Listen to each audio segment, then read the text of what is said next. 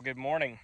As you can see behind me, beans are getting very dry very quick, and I am not ready.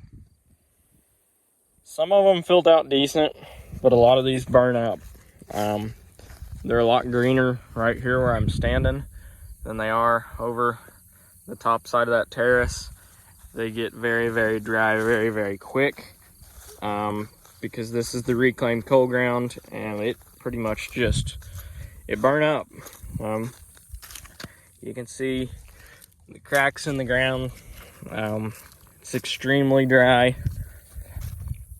Not so much because we haven't had rain, but this ground dries out really quick, and that in with 95-degree days, it's really dried it out fast, and they're dying a little bit earlier than what I think they should be. This particular spot in the field, they look okay, but I'm seeing a lot of this where the beans are not big.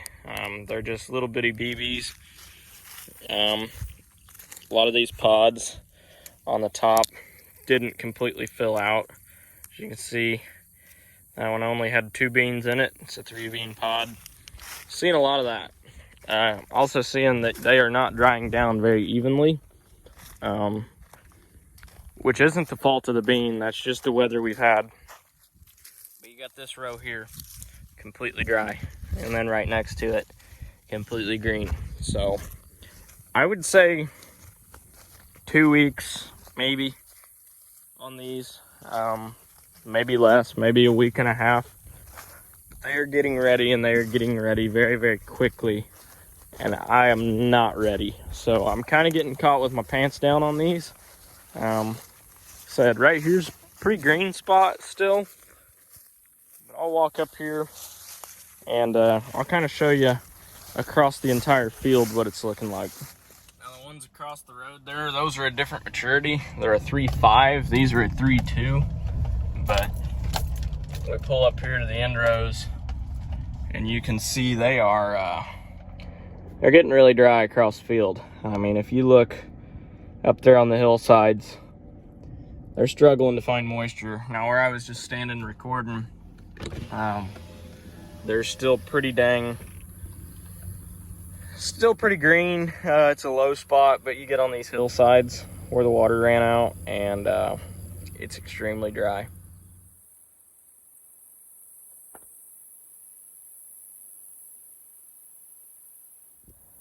So over there, they're fairly dry. There's some green right here along the road, but you get out up in that field, they're really dry. Then you look over here, they're completely green. Now they were planted 3 days apart, but that's a 3.5 maturity. That's a 3.2 maturity. So hopefully these kind of probably just burn up. We did get a rain on these, and I'm hoping since they're 3.5s that they maybe filled out a few more beans in the pods than what that did over here that were 3.2s. But night and day difference. Those are completely green, still probably 3 weeks away. And then that side over there, they'll run in a week and a half to 2 weeks. So in the next 2 weeks, what I have to do is get the draper ready, which it's pretty well ready to go. Just gotta grease it and wire up a switch so I can adjust the pitch of the knife, basically. So I gotta do that.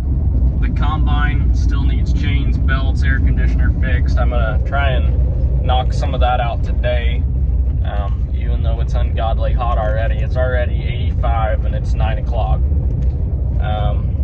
The grain cart, I just got to grease. It should be ready to go. And then the Magnum needs some minor stuff. Radio, not the 2-way radio, but the radio in the cab is being weird, so I'm going to replace it.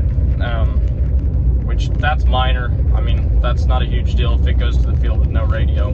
Just be a little boring for the cart operator, but I'm sure whoever runs the cart will eventually fix it themselves, because nobody wants to sit in a tractor with no radio. So that's not life or death. Semis are pretty well ready. I still haven't bought a dump trailer. I want to buy a dump trailer for the Freightliner. It's hard to find any right now. There's some used ones out there, but people either don't want to turn loose of them until they get another one to replace it right now, which you really can't, or they want way too much for a trailer that's not in very good shape. So I'm looking, but I've got a couple here not too far from home. Well, one's about an hour north of me, but that I might go look at hopefully in the next day or so if I get time, and if they have time for me to come look at them. So got to do that.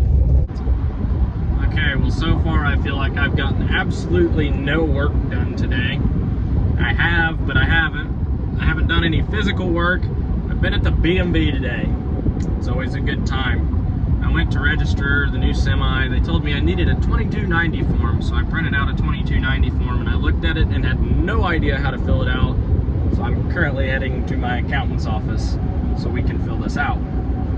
Then after I leave the accountant's office, it's back to the BMV, and hopefully we can drive legally now, because I mean, I bought it as an individual and it's insured, but I don't have a registration for it yet. So we need that to get plates for it. Because typically the DOT, they like when you have current plates on your semi. That's highly recommended by them. So, trying to get that taken care of, but it's a lot of paperwork. I did that, and then I also stopped at Bill Dobson's today and got some decals ordered for that same semi to slap on the door with my name. So that'll be nice, and yeah. Go from there. I might slap some window tint on the back and side windows, I don't know. But while my accountant is not in my county, I deal with an accountant out of state in the communist state of Illinois, but it's right across the river, so it's not far. But while I'm over there, I'm going to drive through Vincennes, so we may stop at Roll King and spend some money too. I don't know. It's 98 now, so honestly, this is a great day to be doing this stuff. At least it's, you know, it's stuff that needs done. I was in the office, or in my office, most of the morning paying bills and doing crop insurance stuff, updating a balance sheet, and doing some stuff to finance some land. So, yeah, it's a pretty good day to do air-conditioned job, pickup, truck, cab, office, accountants. It's a good day for that. It's hot out, but nonetheless, we have a lot of mechanical stuff to get done yet on the combine, cart, semis. We're getting there. We're about, I'd say, 60% ready for fall. In the shed. I just got home a little bit ago. It's getting ready to storm, it sounds like. So as you can see, got her in there tight. Got the corn head, the ripper, the combine, both heads, both semis, the tractor, and about half the cart all in the shed. Pretty proud of myself for that one, honestly. Alright, so this morning fixed the radio. Working on my wiring harness mess over here, getting it kind of sorted out. And one thing that's always bothered me is this has always been broken. At one point it was all taped together, and that one's falling apart too. They always do. But I got this for it. I don't like that being broke, so we're gonna replace it. Yeah, it's safe to say that one was junk. It's all falling out in pieces when I took it apart, so we'll get the new one up here. Make it look a little better. Well, that's better, except that one's really dirty. That one's really clean, so we'll just clean them up. Since I put new tires, new lights, and everything on this tractor, I'd like to put a cab kit in it. This is probably the worst part right here. The headliner's still pretty good. But you can see there's a lot of rips and tears in the posts. These are getting loose. So I really like this tractor. So I think I'll give it some love after this fall. Replace some of this, throw a cab kit in here and make it a little prettier inside. Okay, I needed a big 1000 to small 1000 adapter. I couldn't remember where it was at. Then I remembered it was on the Steiger. So it's a little rusty and burnt, but with enough penetrating oil, I got it on there and got it tight. So got our PTO hooked up, got our hydraulics hooked up, got our scales hooked up. So what I did for the scales, so I didn't have to run power to them, is I just put a wire in to the constant hot off of the trailer wiring for the lights on the back of the cart. So they just get power that way. One thing I need to do is zip tie this up out of the way somewhere, because that'll end up in there and then I won't have scales at all. So need to do that.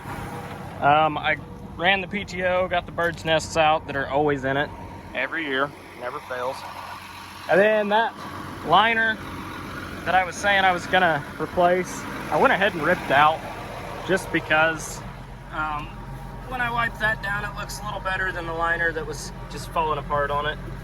So that looks way better there than a really old liner. I ripped the one out of the back too. So I'm gonna order them. Probably won't put them in before harvest, but I'll order them, get them coming. But it looks better, at least like that black, than it did with that crap just sagging everywhere. So I tidied up my wiring a little bit. I still got to get the cover on down there. It's in the shop right now. But that's all the crap that I ripped up out of the cab. So now we're just going to wipe everything down, sweep the cab out, clean the windows, make it pretty in here. So got the scales working. Maybe. Got the scales working. Radio works right there. So this tractor's pretty well ready to go. I just got to clean it up, and then I'm going to grease the cart, wash both of them, the tractor and the cart, put that cover on there, and this will be ready to go for fall. So after that, all we got to do is find a dump trailer for the semi, for the Freightliner, and get the combine ready and corn head, and we'll be ready to roll. Now, you don't always have to fill your tractor up with fuel, but it helps. Normally though, I overfill it. Got some new cool floor mats for the Freightliner. It was in need of them. There's like a rubber pad there at the bottom. Somebody's foot's worn a hole clean through it, so I'll throw some floor mats over it instead of replacing it all, because that's the easy thing to do. See that hole right there? How this looks all ugly. Bada bing, bada boom. It's all better now. Should have fit right. Perfect. It's like new. And don't worry, I know it looks shiny and out of place, but give it time. It'll be just as dirty as the rest of the floor. Got a matching one over there too. Fits like a glove. All right. This truck is ready to roll, really.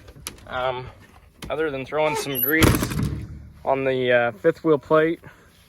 And then I've got a local place, well, Build Options. They're gonna take those decals off and put my decals on. I might, if I get time, polish this up or attempt to before fall, but I doubt I get time to do it, but I would like to at some point. All right, up next, we're gonna cut some more corn today, I guess, just so I can get around the semi. But Draper cut's good, as you can see. Cut's real good. So we'll just detassel a couple rows here. I'm gonna try and see if it makes it dry any faster. I don't know if it will or not, but I'm just kind of curious. Something to do, I guess. And I like to watch the Draper run, so. There we go, we cut some tassels. So fun fact, this is your HVAC controller in the combine. This is what's bad. I snipped the ground wire to my blower motor and grounded it to something else, and the blower kicked on right away, which means it's not a bad ground. This is just bad. Since this is bad, my game plan was to get it through case. Now, through case, this piece here is $815. So I looked up the part number on it. DO915. So I looked it up on eBay, looked it up on Amazon, $39. $39 versus $815. I think I know where I'm going to order it from. So don't let the John Deere and Case dealerships fool you, because they outsource a lot of their parts. Right there is the part number on it, Bear, and then the DO915. Now, I'm not going to lie, I did look up every single one of these before I looked up the 915 number, because I didn't know which one was a part number, which one was a serial number, but yeah, that's all it is. $39 versus $815. Okay, change of plans. So if I ordered it, the shipping was going to be more than the resistor itself.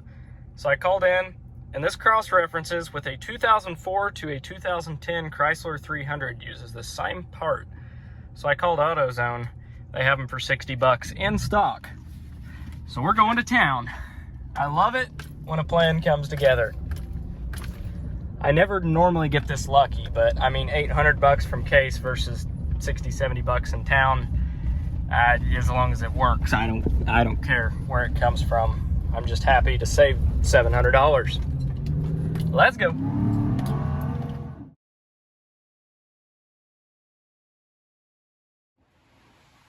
Okay, I got home with them. Here's your $800 one. Here's your $33 one. They look the same to me, so I'm gonna chalk that one up as a win. Well, hey guys, it is actually Sunday the 29th, and it is actually my first year anniversary, my wife and I, today. So, haven't done a whole lot on the farm today. However, I did get that combine fixed, and that's pretty much ready to go. So, we got that going for us. So I got the air conditioner fixed, ended up being that relay, put that in, and then the mice had chewed a low pressure switch for the air conditioner, which wasn't letting the air conditioner kick on. So I spliced the wires on that, hooked it back up, and the air conditioner works now. So cab's good to go. All I gotta do is change some belts on that. You guys mentioned, a couple of you guys commented about that hydraulic motor belt, and how to split the pulley basically, or get the belt through the pulley or around the pulley. So I'm gonna attempt that myself, probably tomorrow. Put the separator belt on that thing, tighten my elevator chains, check my feeder house chain. I think it needs tightened a little bit, and change the number 60 chain that's running up to the auger for the grain tank. So that's all I got left to do. Now, Pioneer sent me this cool shirt here, this polo, and I will be wearing it at the Farm Progress show Tuesday and Wednesday this coming week. So if you guys are there, 5 o'clock, I will be speaking at the Pioneer tent briefly, not a lot, but I will be around and out and about at the farm show. So if you guys see me, stop and say hi. But I don't know exactly where I'll be the entire time. Probably just aimlessly wandering around and looking at stuff that I can afford in 15 years when it's worn out. So anyhow, I will be there. So I appreciate you guys watching. If you enjoy the video, don't forget to like or subscribe if you've watched this far. Thanks for watching, and we'll have some more content out this week. It will not be long, and we will be running all of these machines, the semi, cart, combine. I would say if it stays hot and windy and dry like it has been, could be cutting beans in about a week. So don't have a lot of them that'll be ready. Only about, I don't know, about 200 acres. So only a couple days worth of cutting, but we'll at least work the bugs out, make sure the draper's gonna work right, get things lined out. I'm in no rush to cut those beans because I want them to be completely dry. They're gonna go straight to the elevator. I'm not gonna put those in a bin. So being that they're going straight to the elevator, I'm gonna let them dry in the field, And since it's only 200 acres, it's not like it's going to take me long to cut that. And I'm not going to have anything else ready for at least 2, maybe 3 weeks. So there's really no sense in getting in a hurry over them. So anyhow, thanks for watching, and stay tuned, and we'll have some more content out this week.